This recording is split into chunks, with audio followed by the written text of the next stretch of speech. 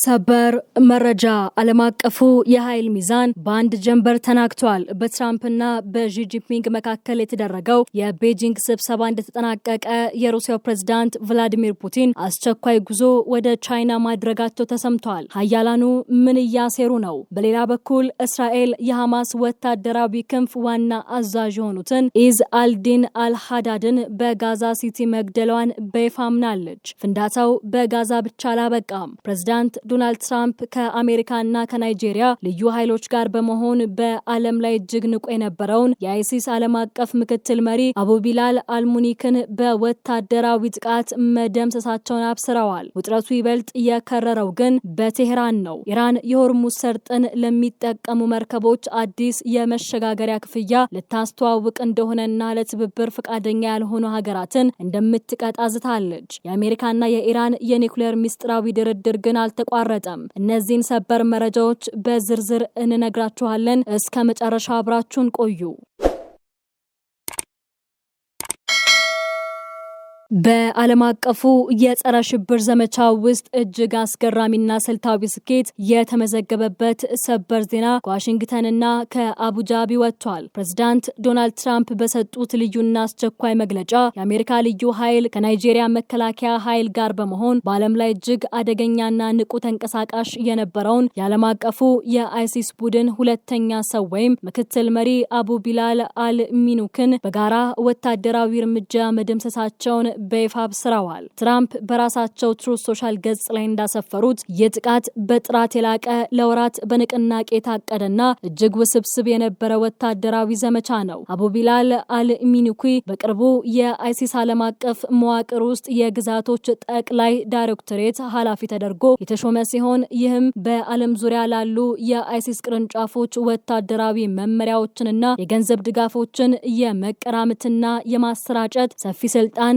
ሰጥቶት ነበር። አልሚኑኪ መነሻውን ምዕራብ አፍሪካና ሳህል ቀጠና ላይ በማድረግ በቅርብ ዓመታት ውስጥ አይሲስ ስትራቴጂውን ከባህላዊው መካከለኛው ምስራቅ ወደ ከሰሃራ በታች ያሉ የአፍሪካ ሀገራት እንዲያዞር ካደረጉ ዋነኛ መሐንዲሶች አንዱ ነው። በአሁኑ ወቅት የአይሲስ አጠቃላይ ጥቃቶች 90% የሚሆኑት በአፍሪካ ምድር ላይ የሚፈጸሙ ሲሆን የናይጄሪያው ቅርንጫፍ ደግሞ እጅግ አውዳሚውና ንቁ እንደሆነ ይነገራል። አልሚኑኪ በአፍሪካ ሰፊና ጥቅጥቅ ያሉ ስውር ቦታዎች ውስጥ በመደበቅ አሜሪካንና ምዕራባውያንን ማጥቃት ይችላል ብሎ ቢያስብም የአሜሪካ የስለላ ምንጮች ግን እንቅስቃሴውን በቅርብ ርቀት ሲከታተሉት እንደነበር ትራምፕ ገልጸዋል። የናይጄሪያው ፕሬዝዳንት ቦላ ቲኑቡ ይህንን ደፋር የጋራ ዘመቻ አስመልክቶ በሰጡት መግለጫ ጥቃቱ ለአይሲስ ዓለም አቀፍ መዋቅር ከባድና ሊያገግም የማይችል መርዶ መሆኑን አረጋግጠዋል። አልሚኑኪ የተገደሉት ናይጄሪያ፣ ቻድ፣ ኒጀርና ካሜሩን በሚጋሩት በሌክ ቻድ ረግረጋማና ለመስረግ አስቸጋሪ በሆነው ቀጠና በቦርኖ ግዛት ሰሜናዊ ምስራቅ መተሌ በተባለች ቦታ በሚስጥር በገነባውና በከፍተኛ ሁኔታ በተመሸገው ጠንካራ ጦር ሰፈሩ ላይ በተሰነዘረ ድንገተኛ የአየርና የብስ ጥቃት ነው። በጥቃቱ ወቅት አልሚኑኪ ብቻውን ሳይሆን በርካታ ታማኝ ምክትሎቹና ከፍተኛ አዛዦቹ አብረው ተደምስሰዋል። የናይጄሪያ ወታደራዊ ቃል አቀባይ እንደገለጹት ዘመቻው የተጀመረው አርብ እኩለ ሌሊት ካለፈ በኋላ ሲሆን በጥቃቱ በአሜሪካም ሆነ በናይጄሪያ ጦር አባላት ላይ ምንም አይነት ሰብአዊም ሆነ የንብረት ጉዳት ሳይደርስ በስኬት ተጠናቋል። ይህ አደገኛ ሽብርተኛ ረጅም የጥፋት ታሪክ ያለው ግለሰብ ነው። ቀደም ሲል በሰሜናዊ ናይጄሪያ እስላማዊ መንግስት ለመመስረት ከ2009 ጀምሮ ደም አፋሳሽ ጦርነት ሲያካሄድ የነበረው የቦኮ ሐራም ከፍተኛ ወታደራዊ አዛዥ የነበረ ሲሆን እንደ አውሮፓውያን አቆጣጠር በ2015 የቀድሞ መሪ አቡበከር ሸካው ለአይሲስ ታማኝነቱን በይፋ ሲያውጅ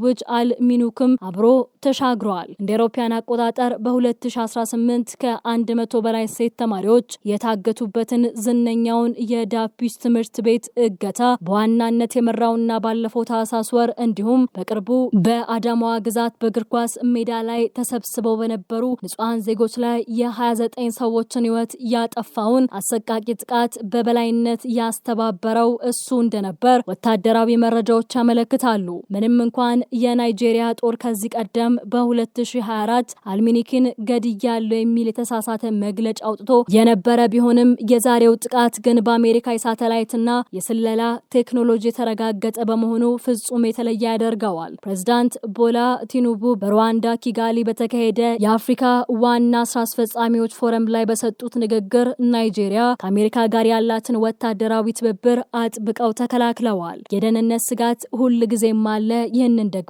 ለብቻችሁ ልትወጡት አትችሉም፣ ዓለምን ነጥላችሁ መኖር አይቻልም ያሉት ፕሬዝዳንቱ ትራምፕ እንኳን ያን ያህል ደፋርና ሀያል መሪ ሆነው ሳለ ብቻቸውን መወሰን አቅቷቸው ቻይና ድረስ ሄደው ስለ ታይዋንና ኢራን እየተደራደሩ ነው። ታዲያ እኔ ናይጄሪያ ውስጥ ሆኜ እንዴት ሽብርተኝነትን ብቻዬን አጠፋለሁ እላለሁ? የግድ ከጎረቤቶቼና ከዓለም አቀፍ ወዳጆቼ ጋር ተግባራዊ ትብብር መፍጠር አለብኝ በማለት የአሜሪካ ድሮኖችና የ200 ልዩ ወታደራዊ አማካሪዎች በናይጄሪያ ምድር መኖራቸውን በጽኑ አስረድተዋል። ጥቃቱ የአይሲስ ዓለም አቀፍ የገንዘብና የእዝ መዋቅር ክፉኛ ያናጋው በመሆኑ ለትራምፕ አስተዳደር ትልቅ የፖለቲካ ድል ተደርጎ ተቆጥሯል። በሌላ በኩል በመካከለኛው ምስራቅ ለወራት የቀጠለውን እጅግ ደም አፋሳሽ ግጭት ወደ አዲስና ይበልጥ ውስብስብ ምዕራፍ ያሸጋገረ ሌላኛው ሰበር መረጃ የወጣው ከጋዛ ሰርጥ ነው። የእስራኤል መከላከያ ኃይል ባወጣው አስቸኳይ መግለጫ የሐማስ ወታደራዊ ክንፍ የሆኑትን የኢዝ አልዲን አልቃሳም ብርጌድ በጋዛ ሰርጥ ውስጥ ከፍተኛ የኃላፊነት ደረጃ ሲመሩ የነበሩትንና ዋነኛ ወታደራዊ መሐንዲስ የሆኑትን አዛዥ ኢዝ አልዲን አልሃዳድን አርብ ዕለት በጋዛ ሲቲ ውስጥ በፈጸመው የአየር ጥቃት መግደሉን በይፋ አውጇል። ይህ የግድያ ዜና እስራኤል በጋዛ ሰርጥ ላይ እያካሄደች ያለውን መጠነ ሰፊ ወታደራዊ ወረራና የአየር ድብደባ ይበልጥ ባጠናከረበት እጅግ ስሱ ወቅት የተሰማ ቢሆንም የሐማስ የፖለቲካም ሆነ የወታደራዊ ክንፍ መሪዎች ግን እስካሁን ድረስ ስለ አዛዡ መገደል የሰጡት ማረጋገጫም ሆነ ማስተባበያ የለም። አዛዥ ኢዝ አልዲን አልሃዳድ ላለፉት ወራት የእስራኤል ጦር በጋዛ ሰርጥ ዋና ዋና ከተማዎችና አካባቢዎች ላይ የሰነዘረውን የምድር ወረራ ለመመከትና የቃሰም ብርጌዶችን የተበታተነ ወታደራዊ መዋቅር መልሶ በማደራጀት ረገድ ግንባር ቀደም ሚና የነበራቸው አንጋፋ የጦር ሰው እንደሆነ ይነገራል። በተለይም በጋዛ ውስጥ የነበሩ በርካታ ከፍተኛ የሐማስ አመራሮች በተከታታይ ጥቃቶች ከተገደሉ በኋላ በጦር ሜዳው ላይ ያለውን የተዋጊዎች እዝ ሳይበታትን እንዲቆይ በማድረግ ረገድ የአልሃዳድ ሚና እጅግ ከፍተኛ እንደነበር የደህንነት ተንታኞች ይገልጻሉ። በመሆኑም የእሳቸው መገደል በተለይ በዚህ ወሳኝ ወቅት በቃሳም ብርጌዶች ውስጥ ባለው የውሳኔ አሰጣጥ ሂደት ላይ ምን አይነት መዋቅራዊ ቀውስ ሊፈጥር እንደሚችልና ቀጣይነት ባለው የተኩስ አቁም ድርድር ላይ የሐማስን አቋም ወደ የት አቅጣጫ ሊወስደው እንደሚችል በርካታ ጥያቄዎችን እያስነሳ ይገኛል። ይህ ስልታዊ ግድያ የተፈጸመው እስራኤል በጋዛ ሰርጥ ውስጥ ያላትን ይዞታ በከፍተኛ ሁኔታ ባስፋፋችበት ወቅት መሆኑ ክስተቱን ፍጹም የተለየ ያደርገዋል። በአሁኑ ወቅት የእስራኤል ወታደራዊ ኃይል ከተገደበው የሰርጡ አጠቃላይ የቆዳ ስፋት ውስጥ ወደ 64% የሚጠጋውን መሬት ሙሉ በሙሉ በቁጥጥር ስር መዋሉ ታውቋል። ይህንን መስፋፋት በበላይነት ለመደገፍና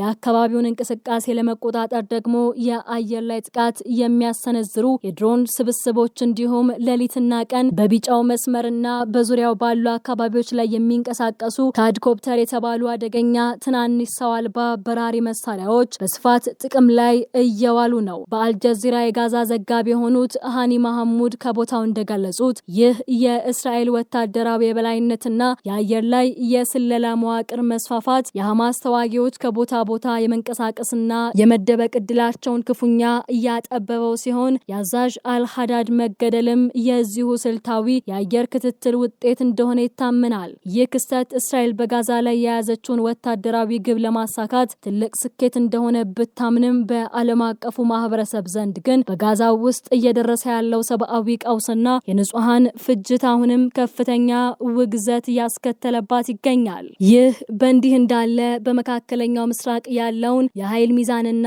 የዓለምን የነዳጅ ገበያ ሙሉ በሙሉ ሊያናጋ የሚችል እጅግ አስገራሚ መረጃ የወጣው ከቴሄራን ነው። የኢራን ፓርላማ የብሔራዊ ደህንነትና የውጭ ጉዳይ ፖሊሲ ኮሚቴ ሰብሳቢ የሆኑት ከፍተኛው ፖለቲከኛ ኢብራሂም አዚዚ በሰጡት ይፋዊ መግለጫ ኢራን በሆርሙዝ ሰርጥ በኩል የሚደረገውን የባህር ላይ ትራፊክ በበላይነት ለመቆጣጠር የሚያስችል አዲስ መዋቅር ሙሉ በሙሉ ማዘጋጀቷንና እቅዱን በአጭር ቀናት ውስጥ ለዓለም ይፋ እንደምታደርግ አስታውቀዋል። በዚህ አዲስ መመሪያ መሰረት ኢራን በሰርጡ ላይ የራሷን የተወሰነ ልዩ የጉዞ መስመር የምታበጅ ሲሆን ይህንን መስመር ተጠቅመው ማለፍ የሚችሉት ግን የንግድ መርከቦችና ከቴህራን መንግስት ጋር የፖለቲካና የኢኮኖሚ ትብብር ያላቸው ሀገራት ብቻ እንደሆኑ ተገልጿል። ይበልጥ አነጋጋሪ የሆነው ነጥብ ደግሞ ኢራን በዚህ መስመር ላይ ለምትሰጣቸው ልዩ ልዩ የደህንነትና የቴክኒክ አገልግሎቶች መርከቦቹ ከፍተኛ የመሸጋገሪያ ክፍያ ወይም ቀረጥ እንዲከፍሉ የምታስገድድ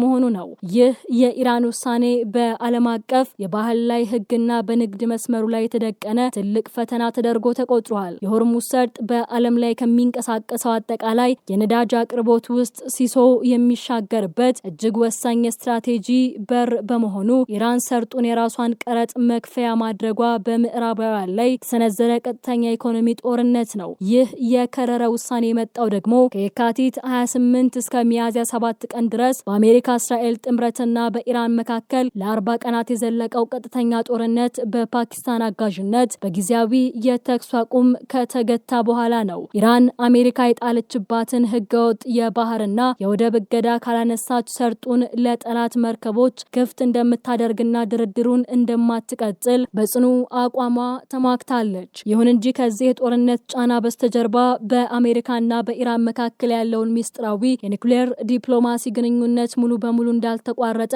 ከቴህራን የወጡ የሚስጥር ሪፖርቶች ያመለክታሉ። በአልጀዚራ የቴህራን ዘጋቢ ረሱል ሰርዳር አታሽ እንደገለጸው በሁለቱ ወገኖች መካከል ባለው ስውር ድርድር ላይ አሜሪካውያን ኢራን የዩራኒየም ማበልጸግ ስራዋ ለ20 ዓመታት እንድታገድ የሚል ጠንካራ ግፊት ቢያደርጉም ቴህራን ግን ይህንን የ20 ዓመታት እገዳ ፈጽሞ ውድቅ አድርጋዋለች። ነገር ግን ኢራን የተወሰነ ዲፕሎማሲያዊ ተለዋዋጭነት ለማሳየት ፈቃደኛ መሆኗ ታውቋል። ያልተረጋገጡ መረጃዎች እንደሚጠቁሙት የኢራን ባለስልጣናት ማበልጸጉን ከ3 እስከ 5 ዓመታት ለሚሆን አጭር ጊዜ ለማገድ ያበለጸጉትን ዩራኒየም በከፊል ወደ ሶስተኛ ሀገራት ለመላክና የኒውክሌር ተቋሞቻቸውን ለዓለም አቀፍ የኢነርጂ ኤጀንሲ ፍተሻ ክፍት ለማድረግ ዝግጁ መሆናቸውን ፍንጭ ሰጥተዋል። ነገር ግን የኢራን ቀይ መስመሮች እጅግ ግልጽና የማይደፈሩ መሆናቸውን ባለስልጣናቱ ተናግረዋል። ኢራን የገነባቻቸው የኒውክሌር ተቋማት ፈጽሞ አታፈርስም፣ የ20 ዓመት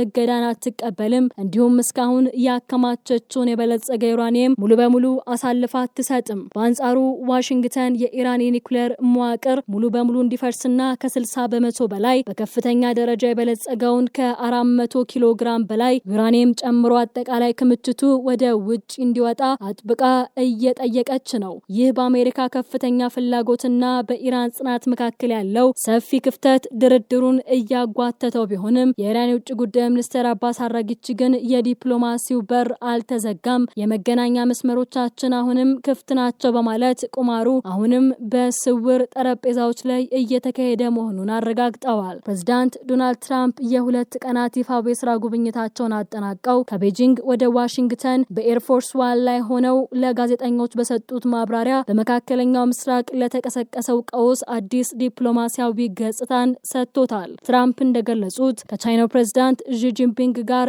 በዝግ አዳራሽ ባደረጉት ሰፊ ውይይት የቻይናው መሪ የሆርሙዝ ሰርጥ በአስቸኳይ መከፈት እንዳለበትና ቴህራንም በዓለም አቀፍ ንግድ ላይ የምታደርሰውን ጫና ማቆም እንዳለባት ከእሳቸው ጋር ሙሉ በሙሉ ተስማምተዋል። ትራምፕ ይህንን የዢ አቋም እንደ ትልቅ የዲፕሎማሲ ስኬት በመቁጠር ቻይና በቴህራን ላይ የምታደርገውን ጫና ለማበረታታት ሲሉ አንድ ማባቢያ አቅርበዋል። እሱም ቻይና የሆርሙዝ ሰርጥን ለማስከፈት በኢራን ላይ የምታደርገውን ስልታዊ ተጽዕኖ የምትጠቀም ከሆነ አሜሪካ የቻይና የነዳጅ ኩባንያዎች ከኢራን ነዳጅ እንዳይገዙ የጣለችውን ማዕቀብ ለማቃጠል ወይም ሙሉ በሙሉ ለማንሳት እያሰቡ መሆናቸውን ፍንጭ ሰጥተዋል። ቻይና የኢራን ትልቁ የነዳጅ ደንበኛ በመሆኗ ይህ ማዕቀብ መነሳቱ ለቤጂንግ ከፍተኛ ኢኮኖሚ እፎይታን ይፈጥራል። ይሁን እንጂ ትራምፕ ለአሜሪካ የበላይነት ያላቸውን ተማኝነት ሲገልጹ እኔ ከዢ ምንም አይነት ውለታ ወይም እርዳታ አልለመንኩም፣ ምክንያቱም በዲፕሎማሲው ዓለም ውለታ ከለመንክ አንተን በምላሹ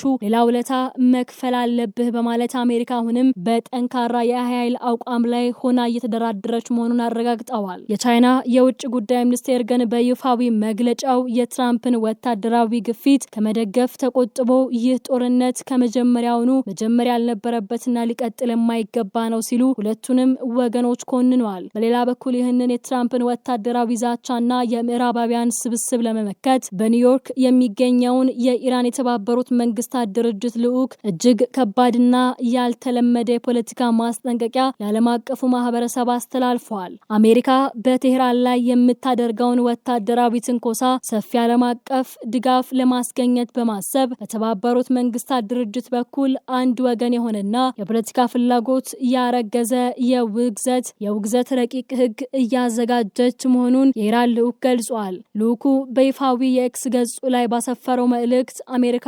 የምታዘጋጀውን ይህንን ረቂቅ ህግ የሚደግፉ አብረው ስፖንሰር የሚያደርጉና ከዋሽንግተን ወታደራዊ ጀብዱ ጀርባ የሚቆሙ የትራምፕ ወዳጅና ተባባሪ ሀገራት በሙሉ ለሚመጣው ዓለም አቀፍ ቀውስና የጦርነት መዘዝ ከዋሽንግተን ጋር እኩል ታሪካዊና ዓለም አቀፋዊ ተጠያቂነትን ይጋራሉ ሲል በጽኑ አስጠንቅቋል። የኢራን ልዑክ አክሎም ምንም አይነት ዲፕሎማሲያዊ ከለላ ወይም ፖለቲካዊ ምክንያት እነዚህን ሀገራት አሜሪካ ለምትፈጽመው ወታደራዊ ጥቃት መንገድ በመክፈታቸውና ፈቃድ በመስጠታቸው ከሚመጣው ዕዳ ነጻ ሊያደርጋቸው እንደማይችል ገልጿል። ይህ በእንዲህ እንዳለ የኢራን የውጭ ጉዳይ ሚኒስትር አባስ አራግቺ በኒው ዴሊ በነበራቸው ቆይታ አሜሪካና እስራኤል ከየካቲት 28 እስከ ሚያዝያ 7 ቀን በኢራን ላይ የከፈቱትና የሀገሪቱን ከፍተኛ መሪዎች የገደሉበት የ40 ቀን ጦርነት እንዳልተሳካላቸውና ኢራን አሁንም ለማንኛውም ጥቃት ወታደራዊ ምላሽ ለመስጠት ዝግጁ መሆኗን ተናግረዋል። ይህ የኢራን ጥብቅ አቋም